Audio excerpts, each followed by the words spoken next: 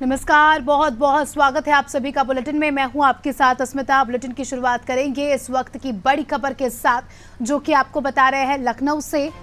इस वक्त की बड़ी खबर लखनऊ से आपको बता रहे हैं, जहां बीएसपी राष्ट्रीय संयोजक के नाम का ऐलान। आकाश आनंद फिर से राष्ट्रीय संयोजक बने। आकाश को मायावती का उत्तराधिकारी घोषित किया गया। तो देखिए, थोड़ी देर पहले ही समीक्षा शुरू हुई थी और आकाश आनंद की लोकसभा में भी काफ़ी ज़्यादा सक्रियता हमने देखी थी। अलग अलग जगहों पर वो प्रचार प्रसार करने गए थे, लोगों से जुड़े, और ऐसे में जिस तरह से उनकी लोकप्रियता देखी गई, शायद इसी के मद्देनज़र उन्हें अब जो है मायावती का उत्तराधिकारी घोषित किया गया।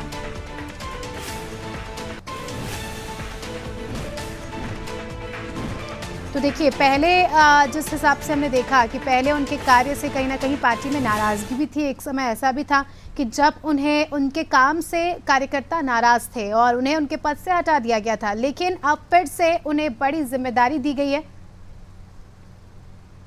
जिम्मेदार पदाधिकारियों को, और ये कंपलसरी किया है कि आप क्षेत्र में जाएंगे और कैडर के आधार पे बहुजन समाज के हर अंग को पार्टी से जोड़ने का काम। आकाश आनंद जी को माननीय बहन जी ने पुनः अपना उत्तराधिकारी बनाया है, पुनः राष्ट्रीय कोऑर्डिनेटर बनाया है, और आकाश आनंद जी के मान सम्मान को ध्यान में रखा जाए, इस बात के लिए अपने पदाधिकारियों को प्रतिबद्ध किया है।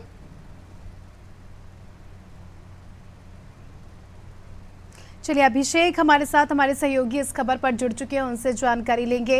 अभिषेक, आकाश आनंद उत्तर प्रदेश की राजनीति में उभरता एक नया चेहरा, नया नाम, जिन्हें पहले तो पार्टी से, बीएसपी से पद से हटा दिया गया था, लेकिन अब फिर से बड़ी जिम्मेदारी उन्हें मिली है। देखिए, लोकसभा के चुनाव में जिस तरह से नतीजे सामने आए हैं, बीएसपी का जो कोर वोटर है वो कहीं ना कहीं बीएसपी से थोड़ी दूर गया है। बीएसपी का जो कोर वोटर है उसने इंडिया गठबंधन को बड़ी संख्या में मतदान किया। बीएसपी का जो वोट प्रतिशत था विधानसभा के चुनाव में वो घटा है। लोकसभा के चुनाव में तकरीबन 4% वोट बैंक का नुकसान हुआ। और मायावती आज अपने पार्टी मुख्यालय पर कार्यकर्ताओं के साथ, पदाधिकारियों के साथ एक बड़ी बैठक कर रही थी, और एक बड़ी जानकारी निकल कर सामने आ रही है कि बीएसपी ने नेशनल कोऑर्डिनेटर के पद पर एक बार फिर से आकाश आनंद को मनोनीत किया है। आकाश आनंद नेशनल कोऑर्डिनेटर बनाए गए हैं और एक बार फिर से मायावती ने उन्हें अपने उत्तराधिकारी घोषित किया। देखिए, बीएसपी का जो राजनीति कैरियर रहा है वो उत्तर प्रदेश ही नहीं पूरे देश में बीएसपी का असर रहा है, और बहुजन वोटरों पर बीएसपी की मजबूत पकड़ मानी गई। खुद मायावती 4 बार उत्तर प्रदेश की मुख्यमंत्री रह चुकी है। तो ऐसे में पार्टी में युवा नेतृत्व को लेकर बात हो रही थी। पार्टी ने आकाश आनंद को लोकसभा में भी बड़ी जिम्मेदारी दी थी, लेकिन जिस तरह से आकाश आनंद ने अपने तेवर दिखाए थे, जिस तरह से उन्होंने बयानबाजी की थी, भाषण दिए थे, उसके बाद बीएसपी का जो कोर वोटर है उसमें एक उत्साह की, उमंग की एक किरण दिखाई दे रही थी कि आकाश आनंद बीएसपी को फिर से एक बार आगे ले जाएंगे। हालांकि लोकसभा के चुनाव में फिर उनके ऊपर जब मुकदमे पंजीकृत किए गए सीतापुर में, तो आकाश आनंद को उनकी जिम्मेदारी से हटा दिया गया था। लेकिन आज जो समीक्षा बैठक हुई है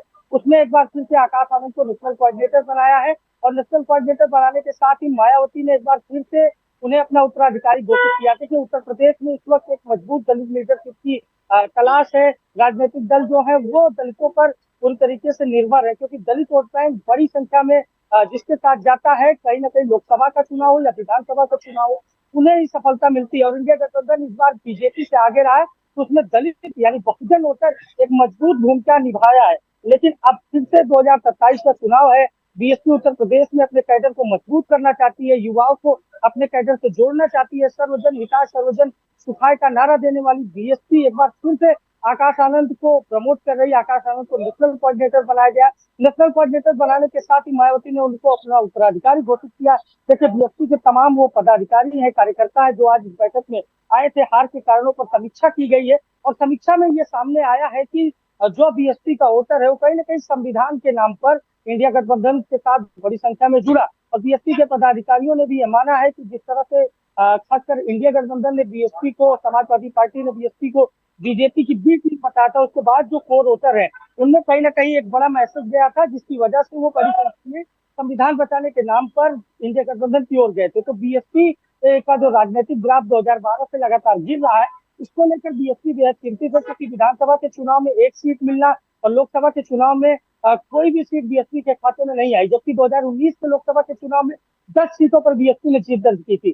तो बीएसपी अपने प्रदर्शन को दोहराना चाहती है, एक बार फिर से अपने कैडर को जिंदा करना चाहती है, फिर से अपने कैडर को एक्टिव राजनीति में लाना चाहती है, और यही वजह है कि कैडर वोट के साथ यूथ पॉलिटिक्स की ओर बीएसपी ने रुख किया है। देखिए, चंद्रशेखर आजाद नगीना से चुनाव जीते हैं, एक दलित आइकॉन माने जा रहे हैं उत्तर प्रदेश में, पूरे देश में जो दलित वर्ग के युवा है वो चंद्रशेखर आजाद की ओर जा रहे हैं, और बीएसपी के लिए ये भी चिंता का विषय है, क्योंकि चंद्रशेखर आजाद ने अपनी खुद की पार्टी बनाई है, आजाद समाज पार्टी, कांशीराम उनका जो पार्टी का नाम है, उससे उन्होंने एक सांसद के रूप में जीत दर्ज की है। तो बीएसपी से मौजूदा प्रदर्शन के मामले में आकाश आनंद बात करें चंद्रशेखर आजाद की तो आगे है, और यही वजह है कि बीएसपी को इस बात का पूरा आभास है कि युवा लीडरशिप ही बीएसपी को आगे ले जा सकती है। यही वजह है कि बीएसपी सुप्रीमो मायावती ने अपने भतीजे आकाश आनंद को एक बार फिर से नेशनल कोऑर्डिनेटर बनाया, और नेशनल कोऑर्डिनेटर बनाने के साथ ही उन्हें अपना उत्तराधिकारी घोषित किया। और देखिए, बीएसपी के तमाम जो कैडर के पदाधिकारी हैं, जो कार्यकर्ता हैं, वो आज बड़ी संख्या में बीएसपी कार्यालय में आए थे। आज समीक्षा बैठक थी, हार के जो कारण थे उस पर भी चर्चा हुई, लेकिन इस वक्त की सबसे बड़ी खबर यही है कि आकाश आनंद की एक बार फिर से वापसी हुई है, संगठन में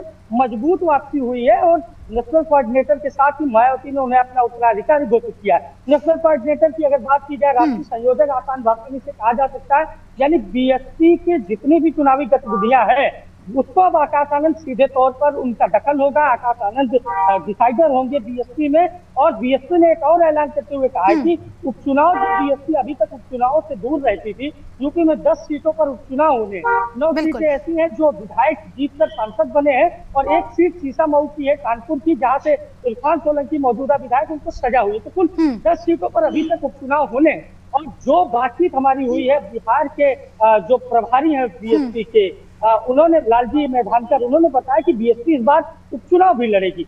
एक बड़ी बात उन्होंने कही कि आकाश आनंद के सम्मान का सभी को ख्याल रखना है। तो आकाश आनंद बिल्कुल अभिषेक, यहाँ पर अगर हम बात करें, देखिए बीएसपी की बात करें तो एक टाइम पे उत्तर प्रदेश की टॉप पार्टी कहलाती थी बीएसपी, लेकिन जैसे जैसे साल बीतते गए, चुनाव दर चुनाव बीएसपी का ग्राफ कहीं ना कहीं नीचे गिरता नजर आया। बात करें आकाश आनंद की, पहले इन्हें हटा दिया गया था, अब फिर से जो है बड़ी जिम्मेदारी दे दी गई है।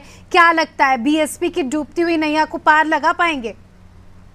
देखिए, बीएसपी के पास कोर वोटर उसका वोट बैंक बहुजन समाज है, और बहुजन समाज को एक नए नेतृत्व की तलाश है, वो चंद्रशेखर आजाद हो या फिर आकाश आनंद हो। बहुजन समाज लगातार इस बात पर फोकस कर रहा है कि उनकी राजनीति को, उनके जो मसाइल हैं, उनके जो मुद्दे हैं, उसको आगे कौन बढ़ाएगा, आगे कौन लेकर जाएगा, जो दलित समाज की आवाज है उसे कौन बुलंद करेगा। आकाश आनंद एक उम्मीद है बीएसपी के लिए भी, दलित समाज के लिए भी, बहुजन समाज के लिए भी, और बीएसपी का जो नारा है सर्वजन हिताय सर्वजन सुखाय, इसको भी बीएसपी ने कई बार चरितार्थ भी किया है। विधानसभा के चुनाव में जिस तरह से बसपा ने 2007 में जीत दर्ज की थी, पूर्ण बहुमत की सरकार बनाई थी, उसके बाद लोकसभा के चुनाव में भी बीएसपी का प्रदर्शन 19 में ठीक ठाक रहा, 10 लोकसभा सीटें जीती बीएसपी ने, लेकिन 2024 आते आते बीएसपी फिर से शून्य हो गई, और आकाश आनंद के रूप में बीएसपी कार्यकर्ताओं को कहीं न कहीं एक संजीवनी मिली है। अब आकाश आनंद कितना कमाल दिखाते हैं उपचुनाव में और आने वाले विधानसभा के चुनाव में, देखने वाली बात होगी। लेकिन आज से, अभी से जब हम आप चर्चा कर रहे हैं, तो ये माना जाए कि आकाश आनंद उत्तर प्रदेश में, पूरे देश में बीएसपी के कार्यभार को संभालेंगे, और बसपा की जो रणनीति है, बसपा की जो राजनीति है, उसको लेकर आकाश आनंद नई रणनीति बनाएंगे। युवा बहुजन राजनीति, यानी जिस तरह से कांशीराम के साथ मायावती ने अपने राजनीतिक कैरियर की शुरुआत की थी, और एक दलित आइकॉन बनी थी पूरे देश में, बीएसपी का ग्राफ बढ़ा था, नेशनल पार्टी बनी थी बीएसपी, क्या आकाश आनंद उतनी सफलता बीएसपी को दिला पाएंगे?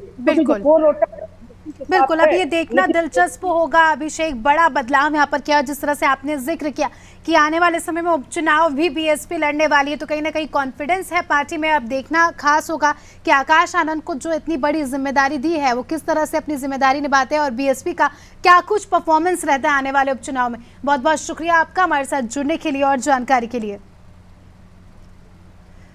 तो खबर उत्तर प्रदेश से, जहां बड़ा हम कह सकते हैं कि राजनीतिक इवेंट, आकाश आनंद को अब उत्तराधिकारी बनाया गया है बीएसपी का।